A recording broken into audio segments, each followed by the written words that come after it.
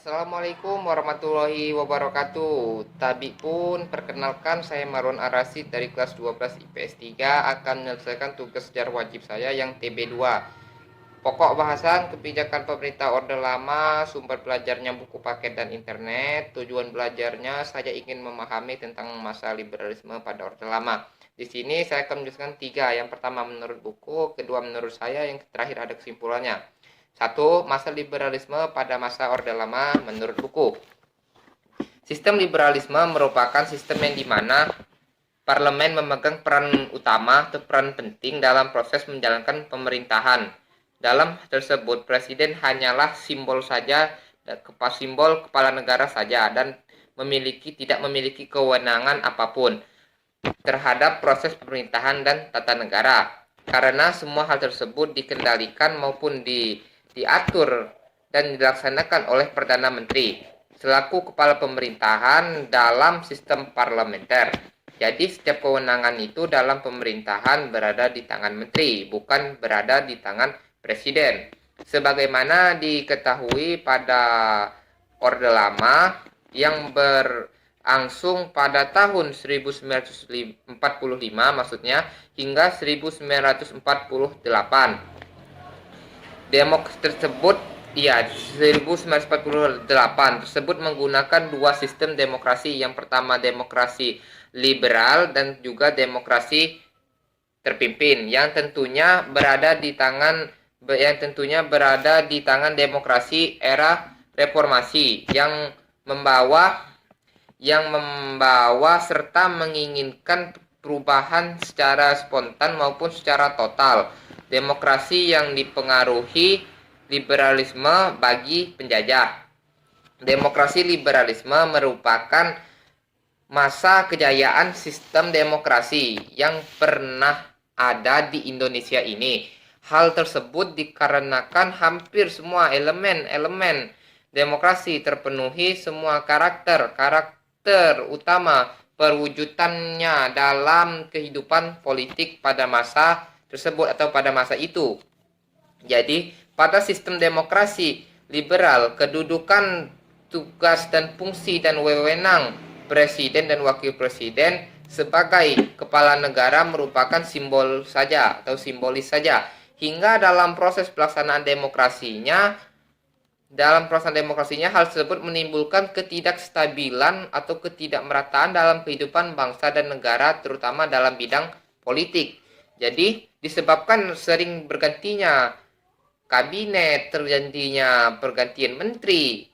Kemudian meskipun banyaknya ditemukan hal yang negatif, namun sistem demokrasi parlementer pun juga memiliki keunggulan maupun kelebihannya tersendiri, sebagaimana yang diungkapkan ataupun yang dicetuskan oleh Herbert First, yaitu ada 5 yang saya jelaskan dulu. Yang pertama, fungsi lembaga peradilan dapat dijalankan dengan penuh kebebasan, bahkan saat mengatasi kasus-kasus yang menyangkut petinggi negara, baik menteri, militer maupun partai. Yang kedua, dalam pelaksanaan programnya pemerintah dinilai unggul atau baik dan berhasil. Yang ketiga, peranan Indonesia dalam gerakan non-blok ini, pemerintah serta rakyat Indonesia secara menyeluruh dapat ikut berperan maupun dapat ikut aktif dalam menyelenggarakan melaksanakan konferensi Asia Afrika di Bandung pada bulan April tahun 1955.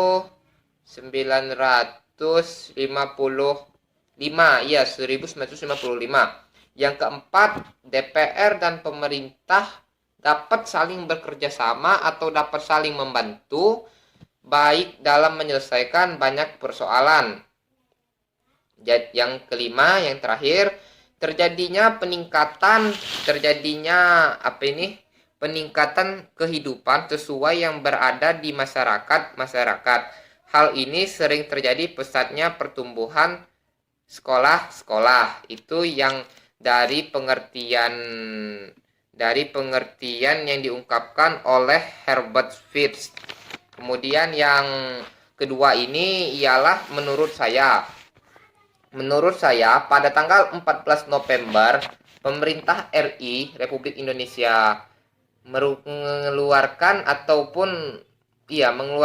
maklumat yang berisi tentang perubahan sistem pemerintahan presidensil menjadi sistem parlementer. Jadi pada tanggal 14 November pemerintah RI mengeluarkan maklumat yang berisi tentang perubahan sistem presidensil menjadi sistem parlementer dengan sistem liberal yang beralih kekuasaannya ditunjukkan oleh individu-individu ataupun golongan-golongan.